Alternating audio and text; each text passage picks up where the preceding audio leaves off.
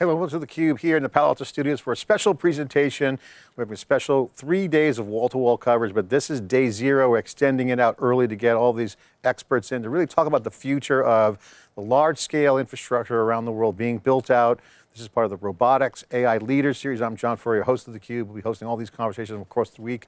We've got a great distinguished lineup. We got Joseph Spence, Chairman and Chief Investment Officer of NativelyAI. Welcome to the program. Thanks for coming on. Kevin Cochrane, CMO Vultr. Got a great value proposition. Andy Hock, SVP Product Strategy, Cerebras, breaking records and all kinds of speed. And Shehram Jamal, Chief Product Officer, HUMAIN AI, as well as managing the models and all the data.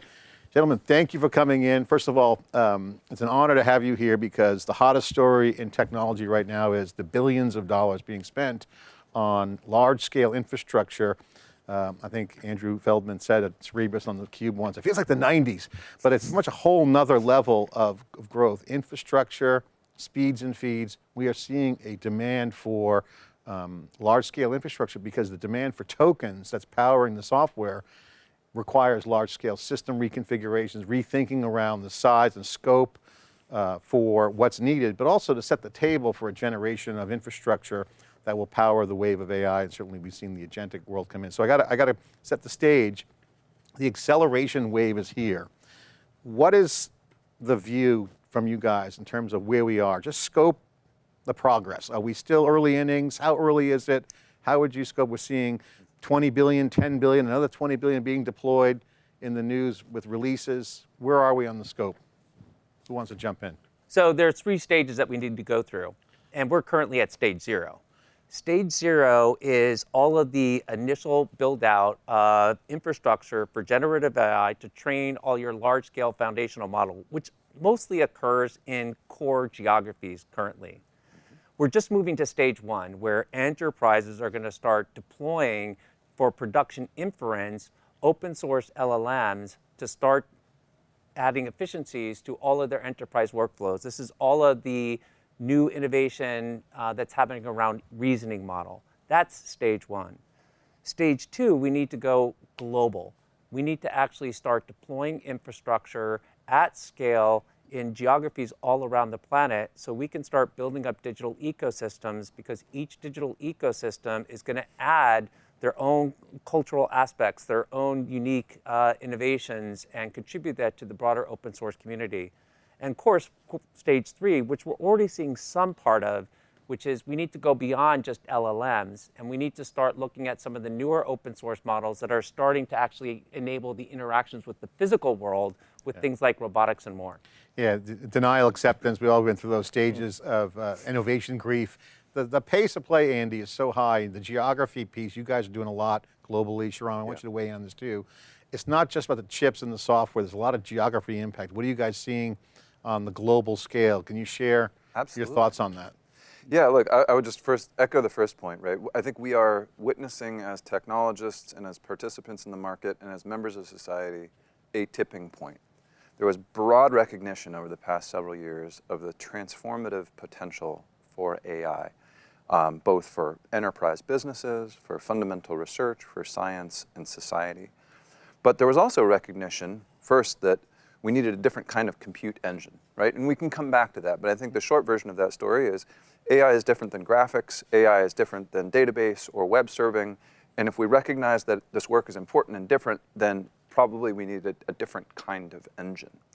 But we are now seeing, with large language models, with autoregressive transformers, with emerging model architectures, we're seeing the value of these workloads. First, for things like consumer chat, right? We all had that ChatGPT moment around the dinner table.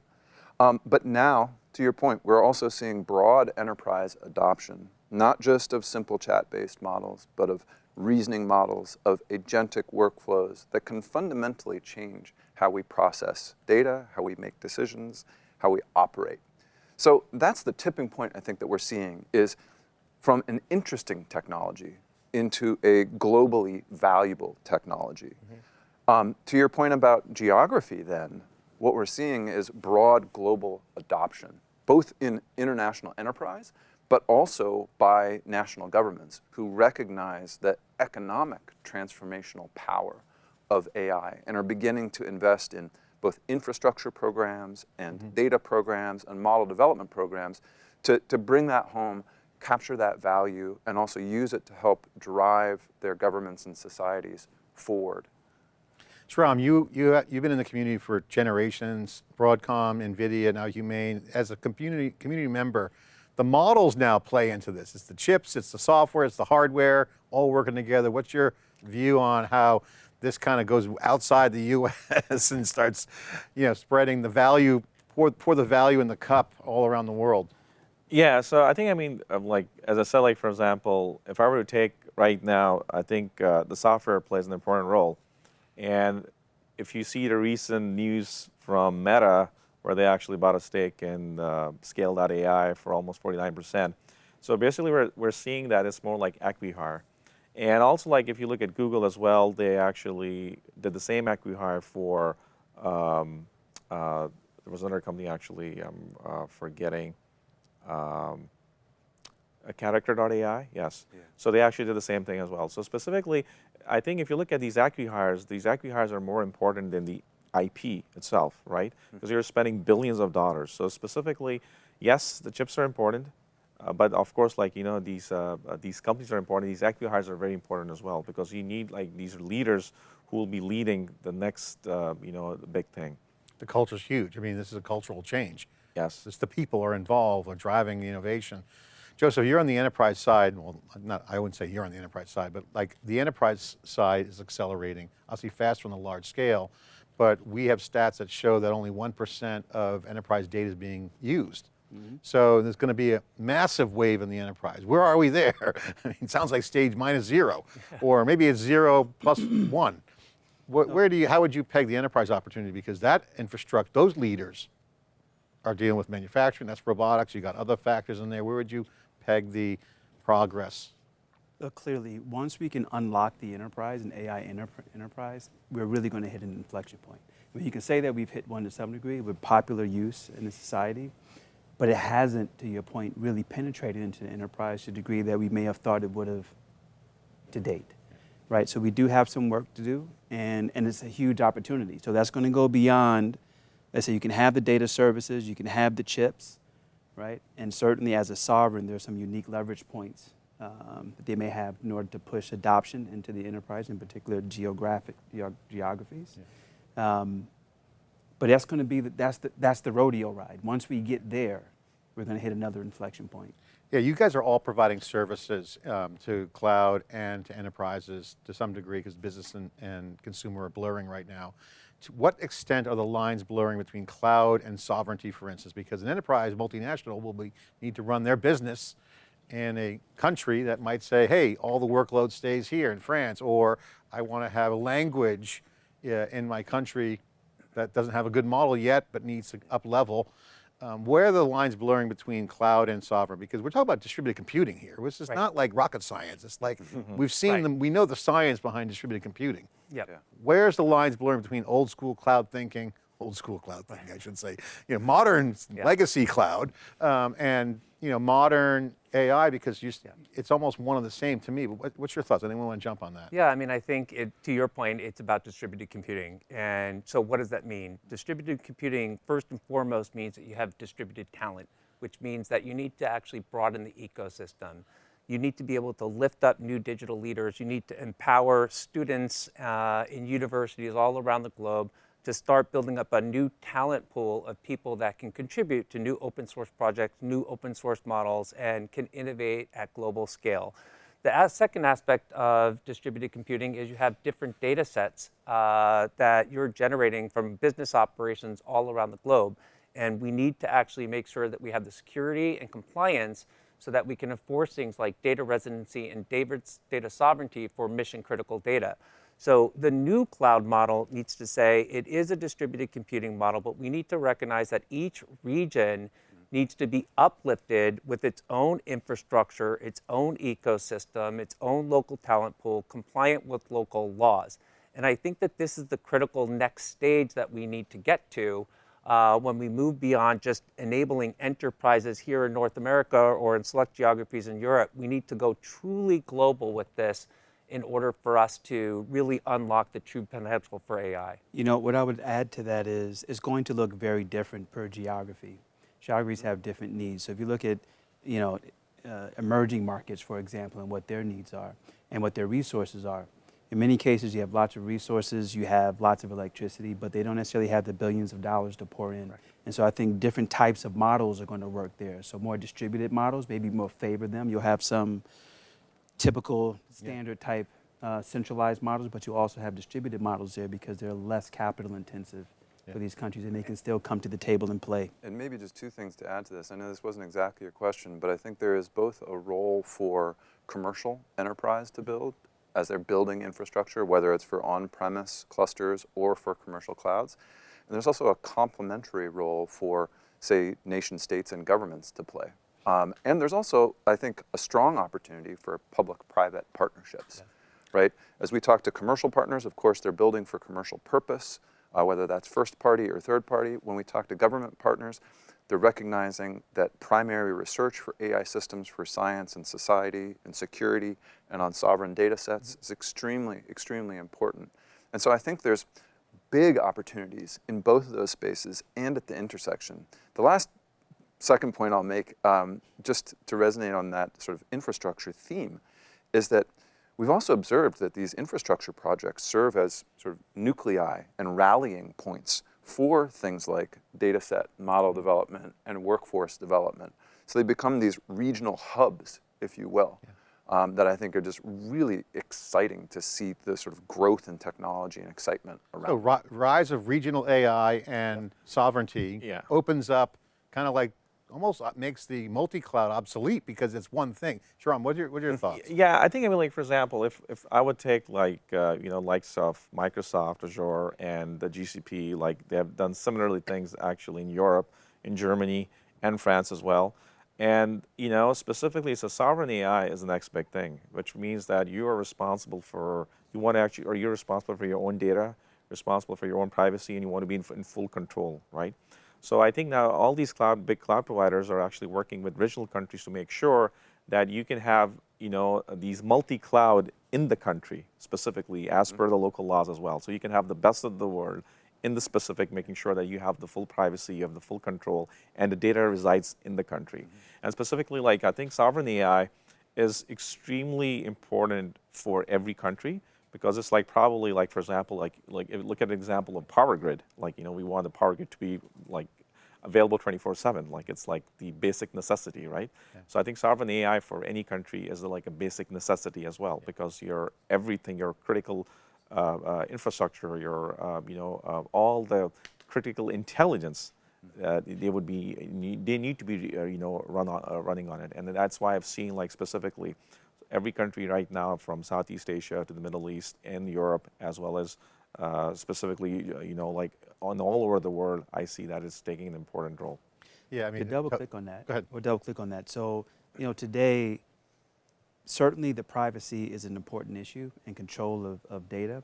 But one of the things we're still trying to figure out is, what is an economy going to look like 5-10 years from now?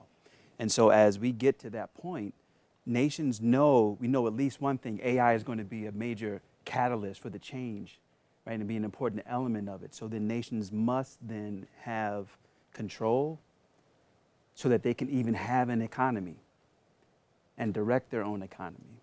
And so that's what we're seeing, because we work with nations, and we opened up on the enterprise, but what we didn't touch on that is that we work with nations also to help them map out what an AI strategy looks like. Yeah, and I think, I mean, the most important thing I'll just as well, the geopolitical situation plays an important role as well. So specifically, if you look at China, actually, you know, they were like getting chips so that at least, like, they're like self-sufficient.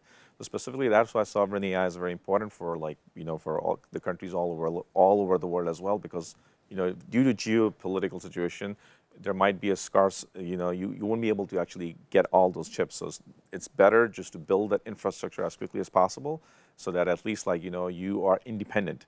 So I think that's the other thing as well, which, you know, I mean, I see specifically, for example, in Southeast Asia, I see that, you know, people are copying the China model as well, because they're in close contact with Taiwan. And so that, you know, from a procurement perspective, they can procure the chips easily.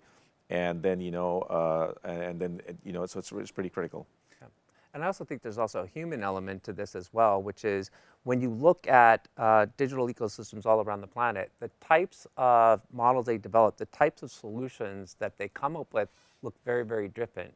So depending on the geography, you know, we run hackathons all around the world, and it's absolutely amazing to see the types of things people build and how they differ in Brazil versus India versus South Africa. Like things that we don't perceive as a problem here in the San Francisco Bay Area are a real world problem in some place like Brazil. And some brilliant mind, right, that has access to a YouTube channel learns how to actually build something on cloud infrastructure, and they can literally change society. They can literally have a massive impact on societal welfare. And so this also is where sovereign AI becomes so important, because how do you unlock, you know, innovation within your own local community? How do you uplift your own citizens? Everyone can learn how to do this. This is the benefit of the ubiquity of access to, you know, resources in the cloud where you can self-educate. But how do we unlock new ideas and new innovation everywhere? So I think there's a strong human element to this as well. I've got to jump in on that because I couldn't agree more. And I think the way that I've thought about it previously is that we, you know, as builders, whether we're building chips or models or services, right, we fundamentally believe in this transformative and positive potential of AI as a technology. And it's incredibly important, particularly in the domain of language models, that AI language models speak the languages of every nation, every people, 100%. Such that this technology becomes accessible and effectively conversational with everybody around us, right? Otherwise, we end up building something that has some asymmetric access and unintentionally can advantage some populations over another just because a language may not be represented. It also opens the door directly to local enterprise applications, right? We've, at Cerebras, one of the advantages of our machine is that it can be used to quickly build large new state-of-the-art models. Language models are one of the first domains where our team had the opportunity to collaborate and use our systems for that. So we've built a state-of-the-art Arabic language model, Spanish, Catalan, Japanese, of course, multiple in English. And so there is an art and a science to building those language models, but yeah, as we grow, we're seeing many, many more opportunities, and a big part of those development initiatives is making language models that can speak the language of a local population that's engaging in commerce for enterprise. And as a side note, it might be also in terms of language preservation, this might be the last chance to preserve certain languages that are going away. I mean, to that point, we've done projects like that in Africa to help preserve languages and to help build local AI talent. And what I would say is it's incredibly important. In order for AI to become what it can become, it has to be able to get down deep to touch these types of problems. I mean, this is why I love this panel, because it's a big infrastructure, CapEx, build the next big data centers to fuel AI, but we're talking about human impact. We're talking about opportunity, entrepreneurship. Talk about language, large language models, LLMs, languages are localized. So I think this whole, you know, I've heard the term data is electricity. You know, people talk about, oh yeah, I grew up with no food, no water in my house, no running water, now I got electricity. When you have running water and electricity, your opportunities go up, right, as a human. Now with data and AI, now we're seeing entrepreneurship examples. The economic story has not been told yet. So we're now getting into the realm of what's the economic impact of this? There's a lot of geopolitical challenges. That sovereignty, I would agree, is huge. We're seeing massive conversations around that. The entrepreneurial opportunities coming are not even yet written. Any thoughts on how that's going to play out? You mentioned the Brazil example, I love that one. Are there other ones you guys seen? Because if you could localize AI, distributed computing is backbone, network node, subnets, like we've seen this before. It's a networked economy. So what's the impact? Any thoughts on, you know, the economic impact?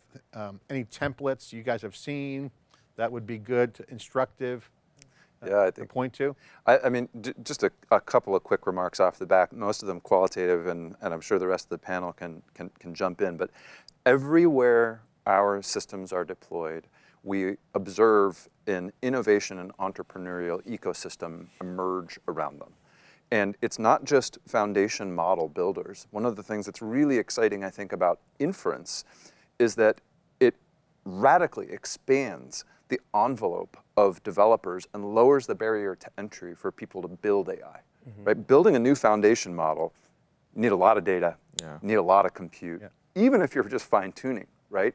And we can make that accessible too. But once you have an inference model endpoint, let's say an LLM like Llama, like Meta's Llama, once you have an endpoint that's accessible through an API, all of a sudden the development barrier to entry drops, right? I can code up a quick chatbot or a quick agentic workflow. I can experiment quickly.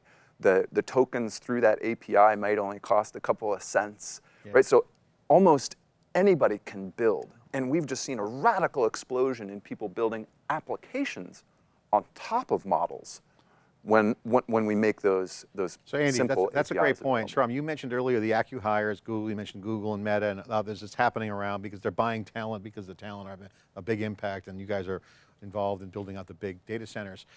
But there's producers of AI and there's consumers of AI. You mentioned that, Andy, in your example. Basically, I'm summarizing, but I can consume AI, but there's a third pillar, data access. So do we open up data so it's producers of AI building the hardcore models, folks that are doing the algorithms, doing the hard stuff, and then there's the consumers, the builders, the enterprises, theCUBE, we consume AI, we don't really build any AI, but we have a lot of data.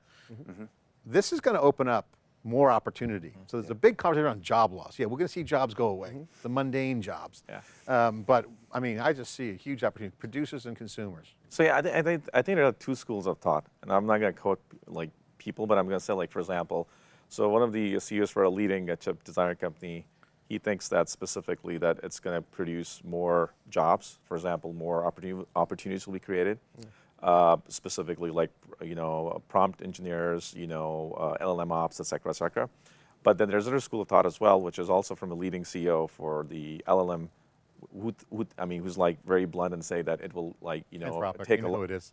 Okay, yeah, but I mean, it's just like, yeah. So specifically, they're of the opinion that it's going to take a lot of jobs, and there is going to be a bloodbath, right?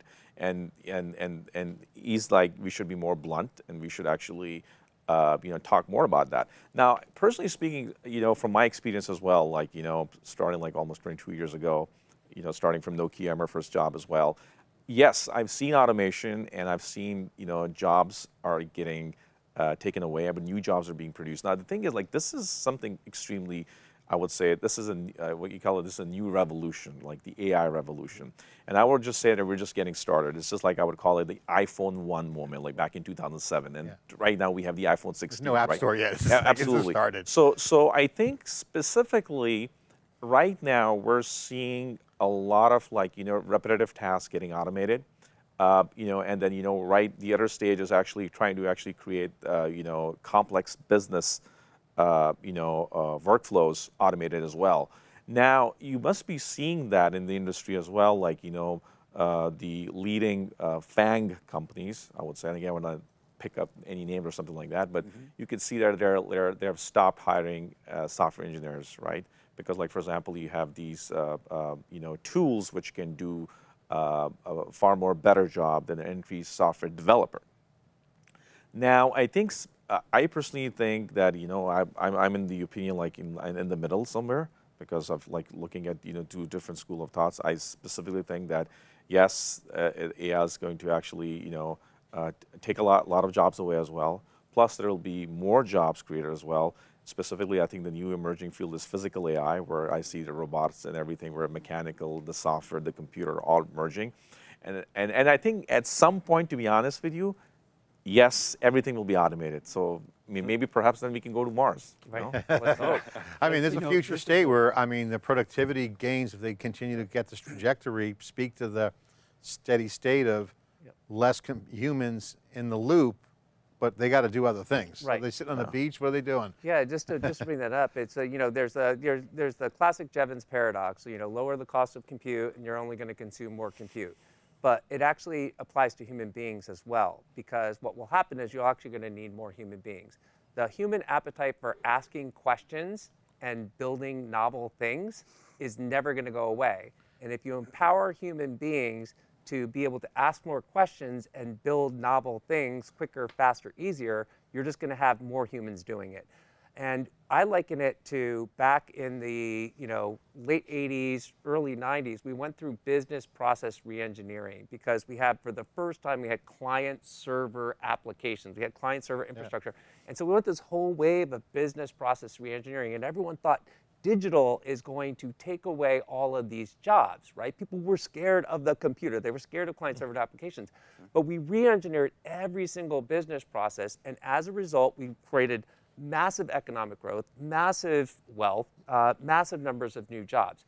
We're going to go through the equivalent of business process reengineering from the 80s and 90s, and we're going to do it on a scale that's 100x.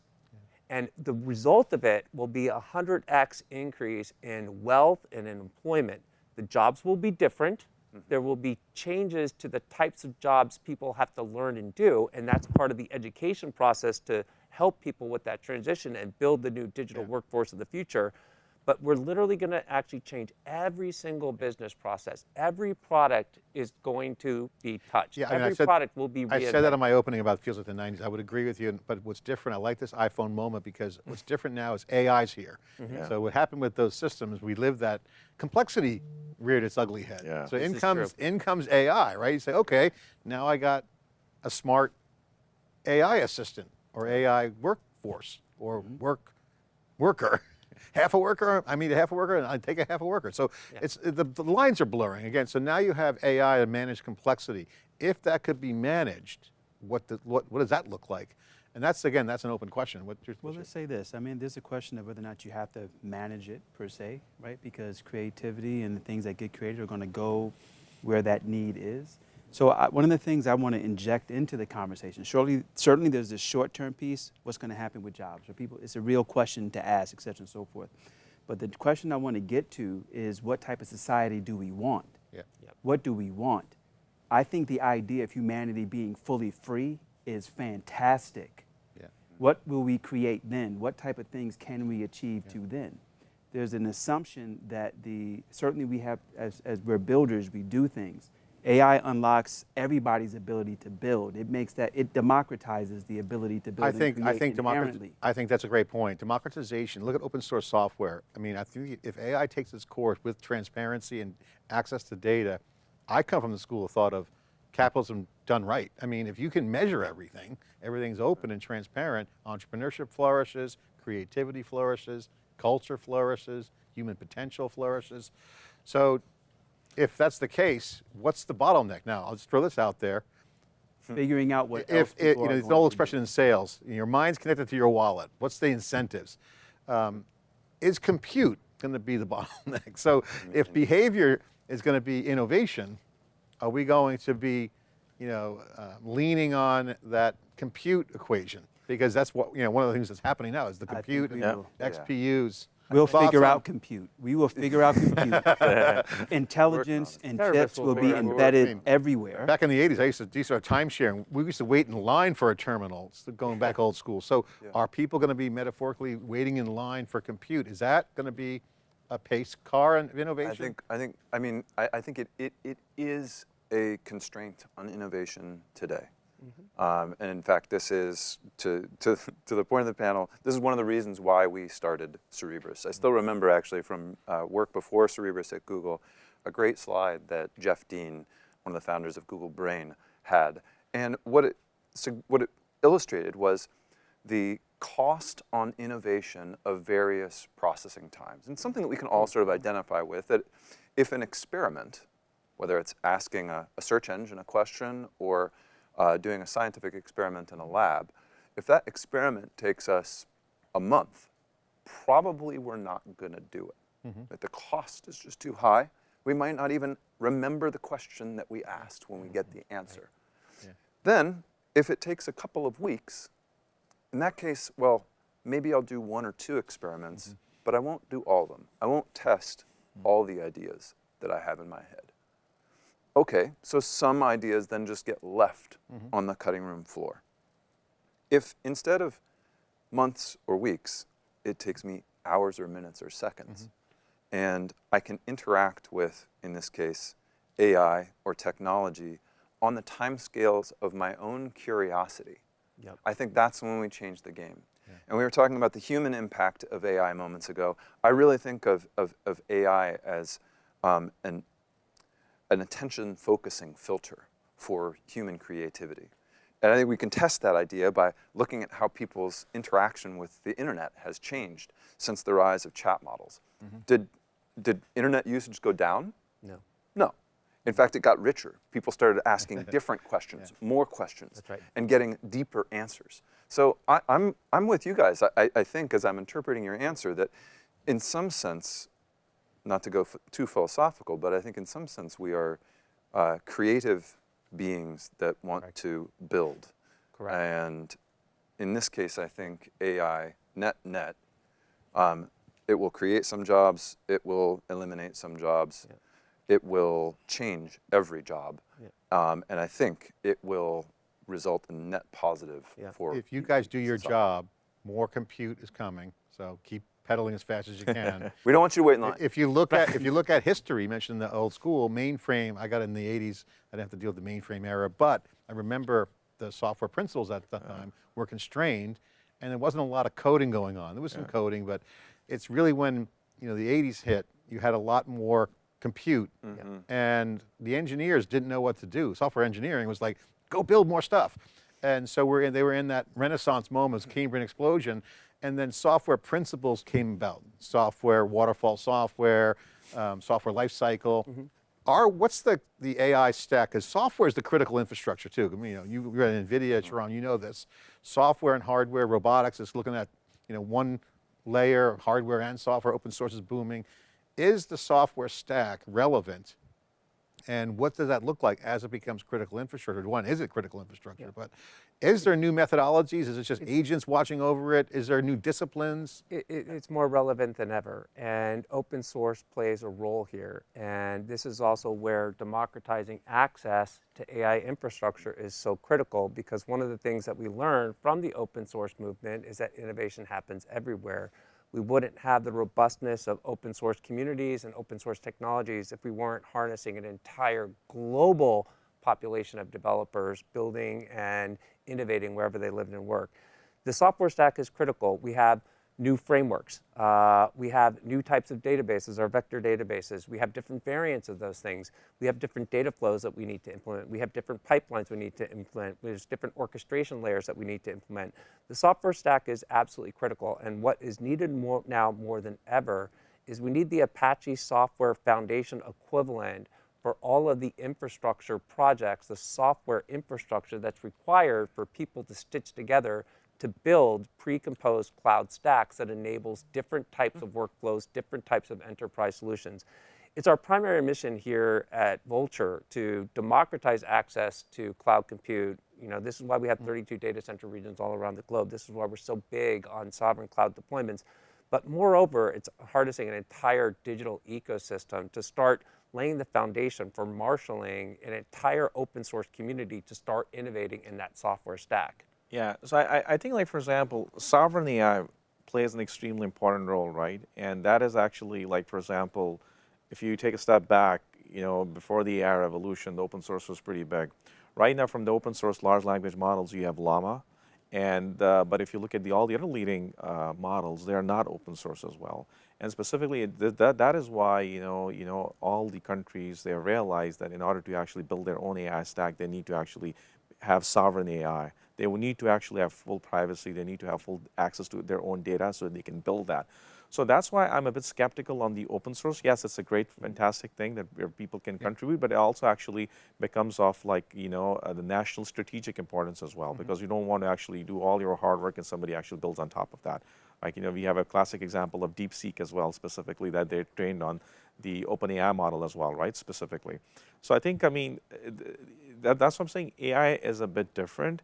And that's why there's, like, it's starting from, like, multi-cloud. Now these all cloud providers are working with the local countries as well, making sure that they get the best of the breed of cloud technologies in their, in their native environment as well.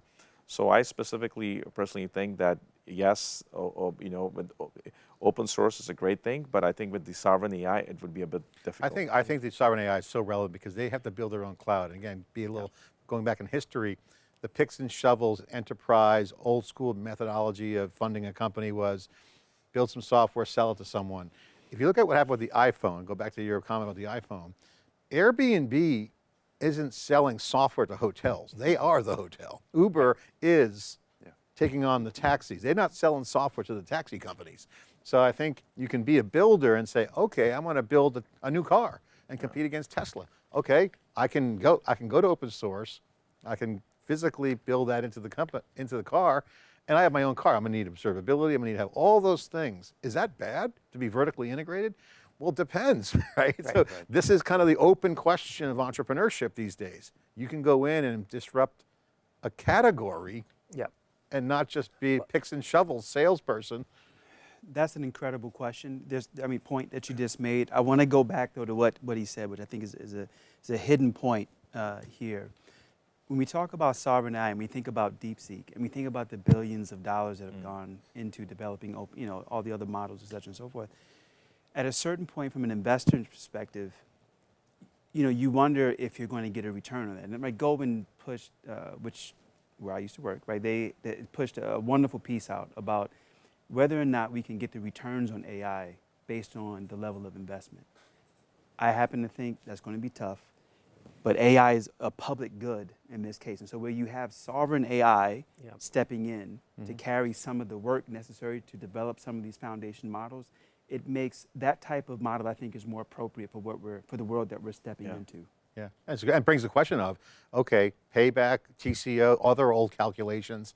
How do you value a country that is self-sufficient or a project that has new elements of value creation, extraction, productivity? How's that run? New product creation. I mean, that's not in the calculations, maybe not even in this discounted cash flows. If you're a CFO, I mean, it's like theory of what a government is, exactly what they're supposed to be doing. It's interesting. I wasn't expecting it to come to this, but I think it's not to make a direct correlation between sovereign AI and national space programs, but you wouldn't measure the value of the American space program historically on the invention of Velcro or Tang. Right, so you wouldn't measure the value of that government sovereign initiative by the direct value of the sort of products that it was able to generate into market.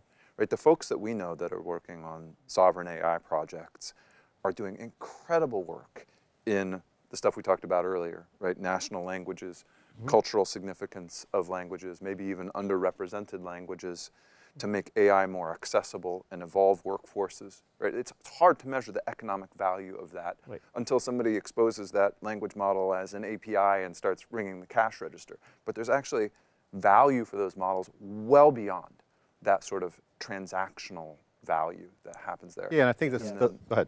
Yeah, I mean, like for example, just came back from Copenhagen in Europe. And in their sovereign cloud project, the key is the tie to the university. How do you deepen, higher education? How do you deepen research and then enable scientists on, national grants to basically pioneer new discoveries, right? That can have knock-on effects downstream in industry and actually have a pipeline where your sovereign AI infrastructure is enabling new scientific discoveries and an entire pipeline for commercialization through industry. It's actually what we do really fantastically well here in the Bay Area. And I think there's an opportunity with sovereign AI. Can there be a model that's put in place in countries all around the globe where they can actually provide that public utility, that public good, to start unlocking new, So it's a new equation. We see that 110%, right? I was just thinking about 3 isolated examples, but we've done some incredible work with the team at EPCC in Edinburgh, at the University of Edinburgh, where they're also co-located with some of Scotland and the UK's health data, building new models for genomics and healthcare.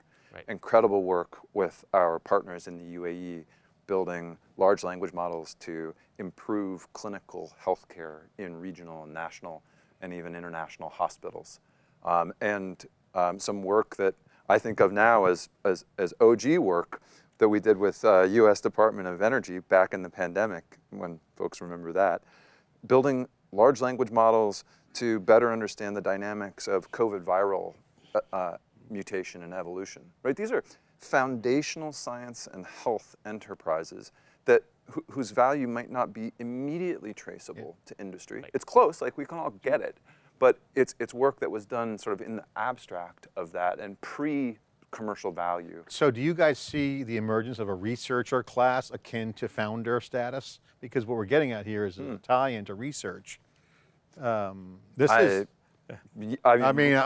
the big money goes to the researchers getting poached out of PhD programs. He mentioned acqui-hires earlier. No, this researchers are PhDs nailing. were never worth money until just a few years ago. They're nailing the, your PhD, we're hiring at theCUBE. No, I mean, this, and also a researcher class status, all the top AI companies have not applied research, like real research going on in the software stacks. Yeah, so I think like there was a news article that said, like, for example, the top AI researchers are almost like 2,000 in the world, right?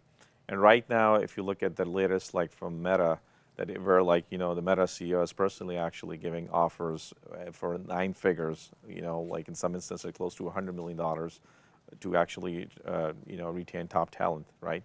$10 million a year, but some offers are like crazy, like to 9-figure as well. So absolutely, I think specifically, you know, in order to actually have like, you know, dominance AI, because like, for example, going back to sovereign AI as well, you know, it goes back to the fundamental thing, you know, the compute, right? You know, the more compute you have, the better, the faster you are in innovation and everything. Now, specifically, if you look at specific country as well, like you might actually have limited access to compute. So you might be able to, let's say, develop that Airbnb model for that specific country, and they can actually, you know, reap the benefits. But specifically, if you're doing COVID research or some other thing as well, you might actually go to the big companies who have, like, you know, plenty of compute resources, right? So, and that's why, you know, these researchers would automatically be attracted towards, like, basically depending on what your motivation is, you want to work in a company where like there's like ample compute resources. You can do innovation as well, and that's what we see specifically. That, you know, it's extremely difficult. Like, you know, imagine that, you know, you're being offered a 9-figure salary, and still you're like actually trying to actually be with these top large language model. This kind of shows that you are actually motivated to do your life's work in a company where you have access to a lot of compute resources and you can do a lot of innovation projects as well. It's like athletes, they're always in the gym, they're gym rats, they're working out. Here, if you're a researcher, you want to be where the supercomputing is. Why wouldn't you be? That's where you can run faster. That's the new, I mean, that's a big deal. Yeah. It's huge, and I think to our earlier discussion, right, if AI compute can unlock people's creativity, another way to think about the question that you framed is, maybe yes, there is a new researcher class emerging, but it also lowers the barrier to entry for people to do meaningful research, right? If there's more compute more broadly available, right? If we just reflect on maybe just a few years ago, most of the world's AI compute was concentrated in a small number of organizations. I still think it's relatively small, but the number of organizations that can now have a world-class AI cluster, let's call it like an Ivy League class cluster, that would draw researchers in, draw in the best talent, and also serve to develop that talent. I think it's growing. Will there be a public cluster? I mean, hey, might as well have a public park. We got national parks. Create a. To sort of think about the way the world is evolving a bit, right? So if you think of the timeline, sort of that describes the initial case. What we see now, though, is the models themselves are more efficient and getting smaller, so they don't take as much resources in order to get the same result. And so, you know, like you look at our iPhone today, right? There's more compute in that than what it went to the moon. And I say that was my first. I worked at NASA, satellite communications and robotics. I know we got a little bit away from that for a bit here, but the fact that the models themselves are becoming more efficient. You can use a small model, and you don't necessarily need as much compute. And then you have in a lot of these emerging markets, they have such great natural resources. You have great hydro, you have great solar, you have great geothermal. There's massive opportunity to have intelligence distributed broadly across our planet. And that's not even including space. So you got the enablement side, which is, I like the enablement side, but this physical aspect's huge because remember, go back, the computers set the tone for what the software could do. Now it's flipped around where the software is innovating because the data center is a computer basically. If you have now the ability to configure, whether it's a DeepSeek stumbling upon writing software and they can figure out how to use H100s, that's an innovation that's kind of by accident on purpose. So you're starting to see software drive the value. So software is the tail wagging the dog. Yeah, agree or disagree on that point? I think of it as a co-design problem, and this is something that's sort of central to our design and development thesis, right? When we went out and built a new chip for AI, we didn't just say, oh, okay, how have people done it before? Let's just scale that up. It was truly a co-design process where we stopped, we took a step back and we said, what does AI compute want? What are the compute operations? What are the communication operations? What are the memory access operations and patterns? And what does it all require? And then used that understanding of the software that would be built in its first principles to then design the right ratio of compute and communication and memory for that work. And I think we've seen that trend continue then when our users are building new models or deploying new models now on top of that chip, they're thinking to themselves, okay, well, I understand that architecture under the hood, and I understand that it's a little bit different than the chips from 10 years ago. So how would I design my workload to optimally perform on that? So I actually think it's a co-design process. Yes, if we do it right, they co-evolve. Right, and to that point, that's how we view it as well. It's a co-design problem. So when you're looking at building sovereign cloud infrastructure or just public cloud infrastructure in generally, we have to take kind of a systems approach. What is it that developers need to quickly and easily experiment, build, and deploy at scale with all of the safety, security, and governance, particularly around data, in order to move forward? And so, at Vultr, we take very much a systems approach, which is we work hand in glove with every one of our customers to really understand kind of the entire pipeline of innovation. Where are their developers? How are they building today? What is it that they're going to be building tomorrow? And then how do we make sure that the infrastructure is in place, globally available, with all of the third-party services that they need in order for the developers to get their job done quickly. So it's very much a co-creation process, and it's also a systems approach to that co-creation process as well. Okay, let's wrap this up, guys. Road to 2030, I picked 5 years because everyone has benchmarks. All the CapEx is going to be deployed. That's only 5 years from now? It's like, and all the sustainability by 2030, 20 billion in this area for region deployment over the next 5 years. What worries you guys the most? We'll go each individual. I'd like to get all your answers individually on this one. What are you excited about in the next 24 months? Because the first 24 months of that trajectory will set the tone. What are you excited about, and what fears do you have in the next 24 months? Shehram, we'll start with you. Yeah, I think, as I said, like, for example, we're just getting started right now. And I think the next 24 months probably will be more compute. So for example, like, earlier you mentioned that there are like a handful of companies of the computer, for example, Grok, they have like 200,000 GPUs, right? And then, you have companies like DeepSeek who have trained their model on 2,200 GPUs. Again, it was not verified, but that's what they said. So specifically, I think in 24 months, I believe the compute will increase. Like, for example, for companies like, the big tech, they will have actually from 200,000 to at least 500,000. That means more innovation. And that means, like, from productivity perspective, it will actually more productivity as well. We will see more automation as well. We will have more agents. We will have more complex workflow, more automation. And specifically, probably maybe more job losses, I would say, because again, it will actually, you wouldn't be needing entry-level software engineers, because if you have like GitHub Copilot and the likes of Devin and these other agentic workflows. So I think, the next 24 months specifically, more exciting things to come over. And again, but I think it will be dictated by the compute, because the compute is the backbone, because the more compute you have, the more better software you can run, and the more innovation you can run. Yeah. Andy.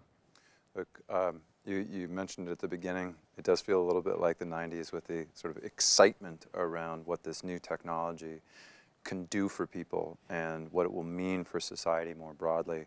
We are pick and shovel builders in the world of AI. And as we build more high performance systems for AI and put them in more users' hands, I'm I'm just most excited to see what people will build. Correct. Right? As tool builders, what we really are building for is the creativity of others and to accelerate that. So I cannot wait to see what people will build. On the model training side, we're seeing sort of exciting evolution towards domain-specific models and models for physical AI, which is something that we touched on, but we didn't go deep on today, but where AI models actually intersect with the physical world, whether those are robotics or physical materials or engineering. On the inference side, we have the world's fastest inference platform, bar none. And it's tremendously exciting to see what the myriad of both startup and established companies and developers at home are building with inference that is fast enough to support things like conversational voice agents and agentic workflows and multimodal models and reasoning models that respond in an instant. So I'm most excited to see what people will build. Yeah. And I think the only thing I might be concerned about is that we have to put that high performance computing power into more organizations, more developers' hands, get that out there in the world. We'll certainly talk a lot more about physical AI this week. Kevin, what's your thoughts? Worried about? What are you excited about? Yeah, I'm very excited about the exponential increase that we're going to see in AI deployment, specifically in token consumption. Now that enterprises are going to be moving forward with deploying at global scale new agentic AI solutions. Also, the exponential increase in smaller purpose-built models, models that are domain-specific, that are specific to an individual task, that are specific to operationalizing a key workflow, like whether it's field service automation, if you're fixing windmills out in the North Sea, you name it. So I think we're going to see like a Cambrian explosion of models and how they're deployed to solve real-world problems in the enterprise. And again, my only concern is that are we democratizing access to AI infrastructure fast enough? Or is AI infrastructure still too concentrated in specific locations governed by specific companies? And we need to ensure that every nation has a national policy around, AI, and ensuring that there's a level playing field and that there is a public utility of AI infrastructure that's available to their local digital ecosystem, their local developer pool, their local universities, so everyone has a chance to contribute. Everyone has an opportunity to drive new innovation to improve societal welfare. They have to, economic value. They have to do it. Dictate it. Joseph, what are you excited about? More of a fear or both? I love all the comments that I heard. I certainly would second everything that I heard here. What I would maybe add that might, not to repeat what was said already, but, I think intelligence and compute is going to be ubiquitous. You see how much chips and how chips have infiltrated every part of our life. That pace is going to continue, and intelligence is going to come right along with it, with systems that are specifically designed for the types of models that we're looking at. Past that, I think those systems are going to unlock biology and biological compute systems for us that we'll be able to integrate, that will be more analog, and we'll have a more complete model. I'm very excited about that. And then past that, we're going to get more into the physical layer, our quantum stuff, our quantum AI, et cetera, and so forth, and being able to use atoms and the like to run our own compute. And so that world and how we bridge from where we are today is going to be incredibly transformative for the society that we live in. We have to rethink our economies. And that's the adventure that I am absolutely primed for. It's exciting. The transformation story is amazing. Gentlemen, you guys are awesome, distinguished guests. Thanks for taking the time out of your busy schedules, flying in and participating. Really appreciate it. We'll take the last minute, each of you, to talk about what you're working on, what your company does, put a plug in. Joseph, we'll start with you. What are you guys working on? Where are you guys at? Put a plug in. We help countries, organizations, and individuals adopt and use AI, right? We are tech agnostic. We work with all the different players, the best players, right? To provide compute, to provide data all across the tech stack. And we're really excited about that. Awesome. Kevin, put a plug in for what you're working on. What are you excited about? Yeah, so we're incredibly excited to work with you on an upcoming hackathon. So we love Likewise. hackathons. So here at Vultr, we're pioneering AI infrastructure globally. We're a new public cloud operating in 32 data center regions around the globe. And we have a simple mission, and it's been our mission since day one, which is to democratize access to world-class cloud compute to empower developers everywhere they live and work to invent the future.